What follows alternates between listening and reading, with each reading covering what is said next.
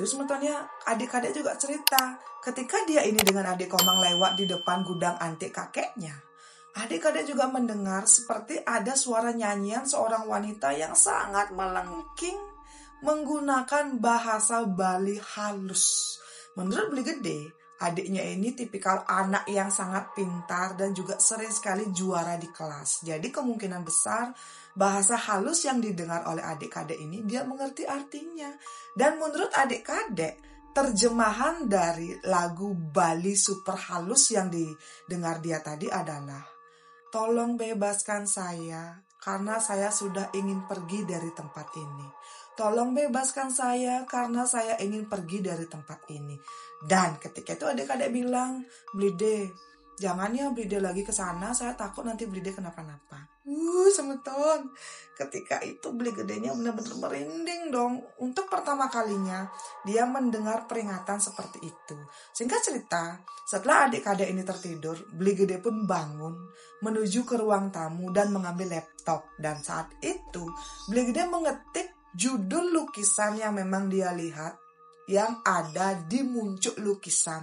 Karena menurut Beli Gede, semua lukisan yang memang dibeli oleh kakeknya ini pasti ada judul dan juga nama yang orang yang membuat lukisan ini.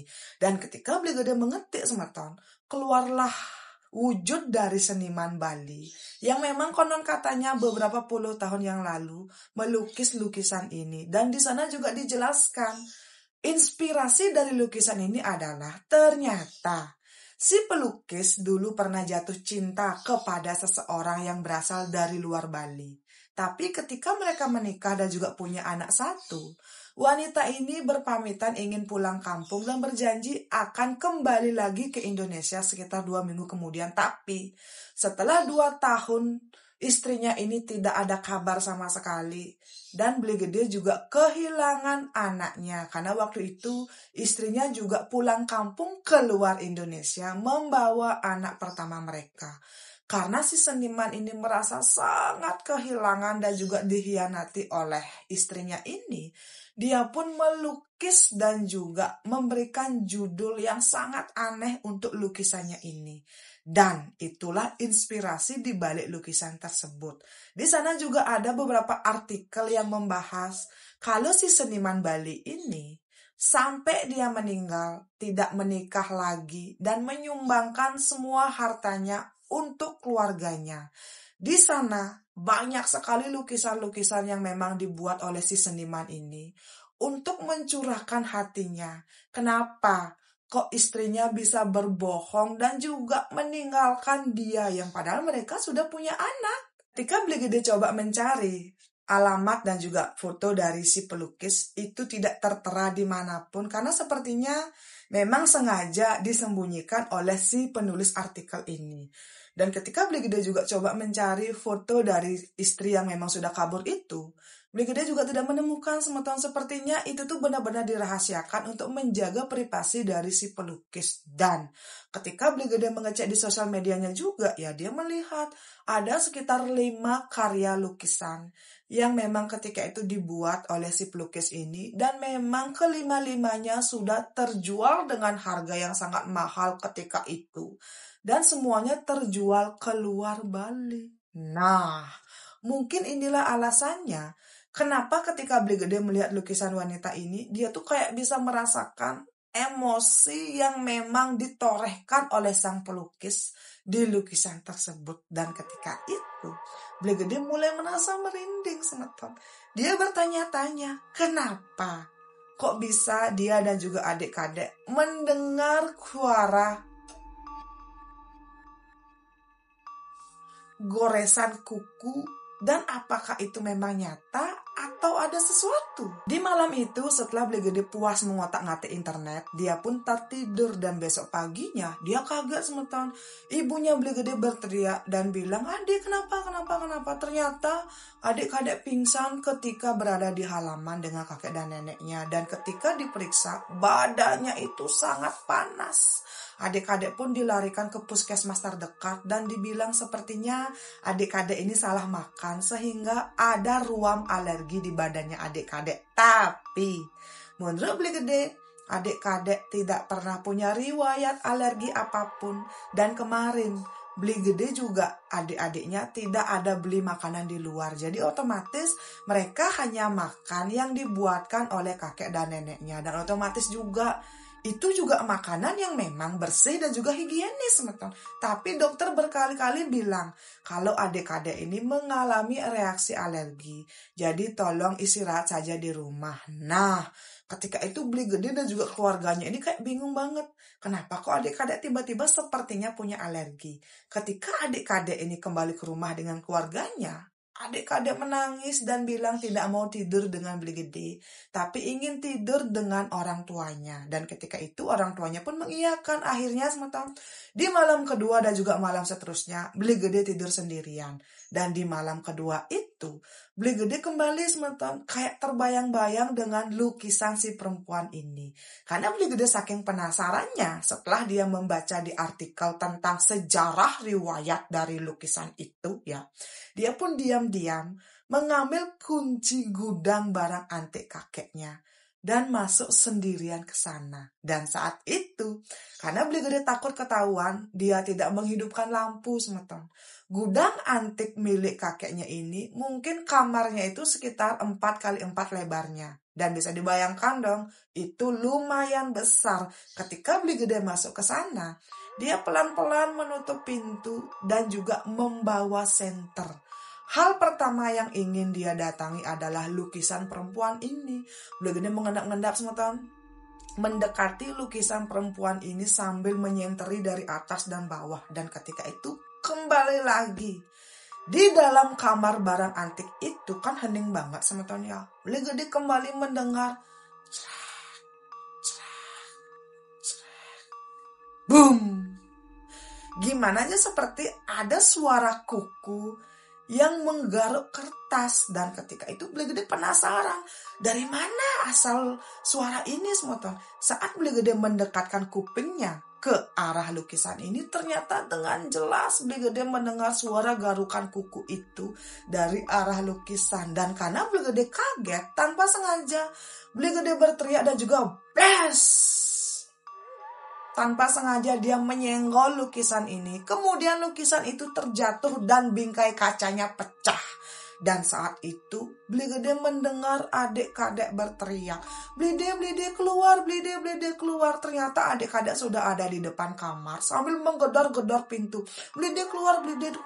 Karena beli gede kaget, dia pun berlari keluar. Tapi saat itu tiba-tiba pintu kamar gudang barang antik ini macet dan tidak bisa dibuka. Menurut beli gede, pintu kamar antik kakeknya ini kayak yang didorong ke samping, yang ada kaca tebal dan di bagian dalamnya itu ada tirai gitu loh semeton. Dan ini tuh macet, tidak bisa digerakkan sama sekali. Dan ketika pintu ini bisa digerakkan sedikit, mungkin sekitar segini semeton jaraknya, pintu yang bisa digeser sedikit oleh beli gede. Dan ketika itu di balik pintu kok itu tuh sangat gelap semeton, yang padahal itu kan kayak lorong yang menghubungkan satu kamar ke kamar yang lain dan berujung ke pintu utama rumah ini. Kok beli gede melihat ya di luar itu gelap sekali yang hanya ada celah segini. Dan ketika itu semeton beli gede pun mencoba untuk mengeluarkan tangannya dan mengusap kepala si adik-kadek. Dan dia bilang, Dek, diam. Shh, diam. Tapi ketika itu, adik-kadek cuma berdiri, terdiam menatap ke arahnya beli gede. Nah, beli gede bertanya, Dek, kenapa? Tapi adik-kadek cuma dia melotot sementara. Dia tidak berkata-kata apapun. Dan saat itu tiba-tiba adik-adik pingsan. Dan saat itu juga lah orang tuanya beli gede datang dan juga, Dek, kenapa adik di sini? Dan saat itu beli gede pun, Bapak tolong buka ini. Nah, saat itu orang tuanya si beli gede kaget. Kenapa kok beli gede ada di dalam? Dan kenapa kok adik-adik malah pingsan di luar kamar? Ketika itu beli gede dan juga orang tuanya panik karena takut terjadi sesuatu kepada si adik-kadek. Saat itu juga semetonnya ibunya beli gede membangunkan kakek dan juga neneknya beli gede. Dan adik-kadek ini diangkat oleh bapaknya masuk ke kamar. Nah, saat itu semeton, padahal ya ketika tadi beli gede tuh kayak berusaha sekali mendorong pintunya ini, tapi cuma terbuka segini kan. Dan ketika kakeknya datang, dengan santainya tanpa tenaga yang besar, kakeknya langsung membuka pintu ini, kemudian bisa terbuka dengan sangat baik. Dan ketika itu Beli Gede kaget dong. Kok bisa-bisanya pintu yang tadinya macet, yang Beli Gede sudah mengerahkan semua jiwa dan raga dan juga tenaga dalamnya untuk membuka pintu, kok malah macet. Tapi kenapa kakeknya kok bisa segampang itu? Dan ketika itu, kakeknya langsung masuk tanpa berkata-kata, kemudian menghidupkan lampu di dalam kamar. Dan kakeknya juga melihat dong, lukisan dari wanita ini sudah jatuh dan bingkainya pecah. Dan saat itu kakeknya bilang, udah deh kamu masuk ke kamar biar kakek yang mengurus di sini. Nah, saat itu kakeknya datang dengan seseorang yang sepertinya orang pintar. Karena si seseorang ini tuh yang dibawa oleh kakeknya menggunakan baju putih dan juga menggunakan udeng putih. Mereka berempat masuk ke dalam. Kakek, nenek, si orang pintar ini berikut dengan istri dari si orang pintar. Kemudian setelah mereka masuk ke dalam, pintu pun ditutup dan Beli Gede tidak tahu apa yang terjadi. Di malam itu, Beli Gede bersama dengan orang tuanya menjaga adik-kadek dan besok paginya astungkara. Tiba-tiba adik-kadek sudah sembuh dan sikapnya mulai berubah. Adik-kadek yang tadinya cuma pendiam dan juga kayak tidak mau terlalu bergaul dengan orang lain tiba-tiba berubah menjadi orang yang periang dan juga sampai detik ini mau bergaul dengan siapapun. Pokoknya sifatnya itu benar-benar berubah semeton. Dan besoknya itu semetonnya si Beli Gede minta maaf kepada kakeknya karena diam-diam menyusup ke dalam kamar barang antik. Dan ketika itu kakeknya bilang, tidak apa-apa deh, kakek tahu kamu pasti akan melakukan ini. Karena kakek yakin darah kita satu. Jadi apa yang membuat kakek penasaran, pasti juga akan membuat kamu penasaran. Dan saat itu semeton, kakeknya menceritakan apa rahasia di balik lukisan ini yang memang sebenarnya Beli Gede sudah baca di internet. Si kakek bercerita memang lukisan ini memang dibuat oleh seorang laki-laki yang merasa dihianati dan juga ditinggalkan oleh istrinya ke luar negeri. Dan ternyata juga semetonnya, dulu sebelum si laki-laki ini membuat lukisannya ini, dia mendapatkan kabar ternyata istrinya ini memang ke Bali untuk mencari suami agar mendapatkan bibit orang Bali.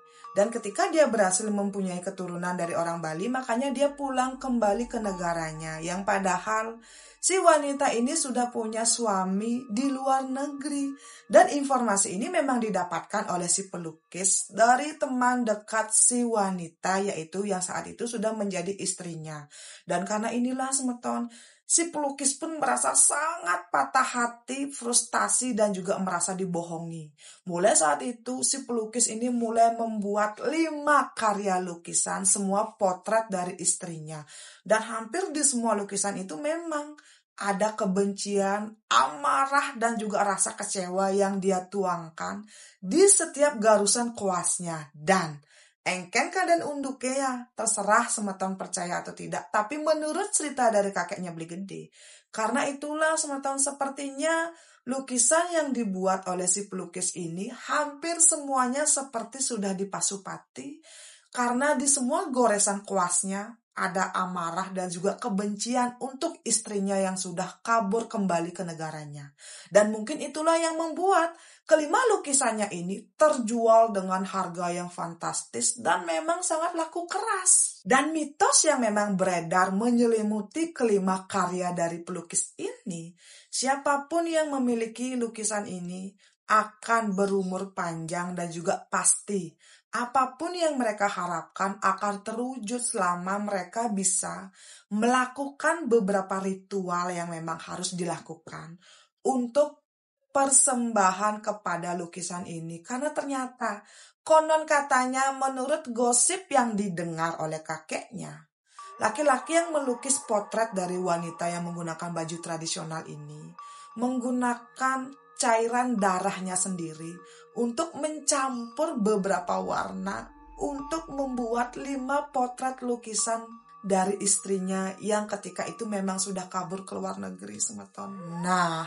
mungkin saja itulah yang membuat semua lukisan dari si pelukis ini kayak metaksu atau mungkin terlihat melik semeton menurut yang diucapkan oleh kakeknya si Beli Gede. Jadi kalaupun Beli Gede mungkin mendengar suara wanita menangis atau mungkin Beli Gede mendengar suara garukan kuku di kertas, itu wajar semeton karena ternyata kakek dan juga bapaknya Beli Gede mendengar itu juga semeton. Dan karena kakeknya merasa sepertinya adik-adik juga mendengar, ya mungkin saja adik-adik ini kan masih kecil ya, jiwanya juga masih bersih. Makanya mungkin adik-adik tidak bisa menerima aura sebesar itu, dan itulah yang membuat adik-adik sakit sehingga harus segera diobati. Dan caranya ya memanggil orang pintar untuk membuat sesajen persembahan untuk lukisan yang memang sudah dipecahkan oleh Beli Gede tadi malam. Boom. Kok kene? Ternyata memang benar. Semua suara yang didengar oleh Beli Gede dan adik-adik memang didengar oleh siapapun itu yang mengerti tentang barang antik. Di sini Beli Gede dan juga adik-adik kan tidak mengerti, tapi mungkin karena mereka itu keturunan langsung dari kakek dan juga bapaknya yang sangat tertarik atau peka dengan barang antik, yang mereka juga mendengar. Tapi menurut kakeknya, semeton, tadi malam orang pintar yang dipanggil oleh kakeknya ini sudah melakukan ritual untuk lukisan itu, jadi tenang, tidak akan terjadi apapun. Beberapa hari lagi setelah nyepi, lukisan itu akan kembali dikirim kepada orang yang memang sudah membeli dengan harga yang paling tinggi. Boom. Kok kene? Jadi ternyata memang Beli Gede dan juga adik-adik tidak berhalusinasi. Menurut kakeknya Beli Gede ya, kakeknya ini memang sering melakukan beberapa ritual untuk beberapa barang antik yang memang dia dapatkan, yang memang ada mitos mistis yang melatar belakangi karya dari barang antik ini. Entah itu lukisan, patung, keris, atau apapun itu. Dan kakeknya sangat percaya. Karena kakeknya juga sangat tertarik dengan barang antik ini. Kakeknya tidak mau terjadi sesuatu, dan makanya kakeknya tetap melakukan ritual-ritual tertentu yang seharusnya untuk barang antik yang dia koleksi ataupun yang akan dia perjualbelikan kembali. Nah, inilah cerita dari Beli Gede. Untuk semetonku, bagaimana? Kalian percaya nggak sih tentang mitos-mitos seperti ini? Atau kalian berpikir mungkin itu cuma kepercayaan kakeknya di zaman dulu? Silakan semeton berkomentar, karena Beli Gede bilang dia pasti akan membaca semua komentar dari kalian. Sampai detik ini, yang melanjutkan bisnis kakeknya adalah adik kedua, karena Beli Gede sudah melanjutkan bisnis properti dari kedua orang tuanya. Bisnis barang antik kakeknya ini sudah melaju dengan pesat semeton, bahkan keuntungannya masih berlipat ganda. Adiknya sekarang sudah hidup dengan sukses dengan anak dan istrinya, termasuk dengan Beli Gede, dan kakek dan neneknya Beli Gede sudah berpulang karena memang sudah tua. Untuk semeton yang sudah nonton dari awal sampai akhir, sukses banget ya. Jangan lupa tinggalkan jejak dengan cara like, komen, dan subscribe. Sampai ketemu di cerita saya selanjutnya. Dadah.